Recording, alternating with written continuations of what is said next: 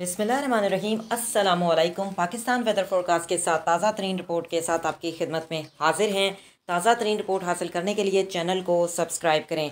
New report ये है कि गर्मी की शिद्दत में मज़ीद इजाफ़ा हो रहा है दोपहर के औकात में, और मज़ीद इसमें इजाफ़ा ही होगा आइंदा 10 दिनों तक। जबकि 10 दिनों के बाद तेज़ हवाएँ भी चलेंगी, झक्कड़ भी चलेंगे। लेकिन सिंध में, जनूबी इलाकों में, वस्ती इलाकों में बारिशें 16 अप्रैल के बाद शुरू होंगी। और जो बारिशों का आगाज़ जो कि 1 अप्रैल से और 2 अप्रैल से जो होना था, वो सिस्टम आज शाम से मुल्क में दाखिल होगा और बलाई जो इलाके हैं बारिशें होंगी।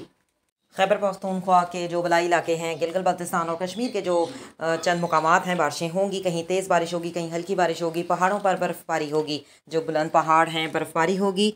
मुकम्मल तफसील के साथ देखते हैं कि कौन से शहर में कहाँ कहाँ बारिशें होंगी।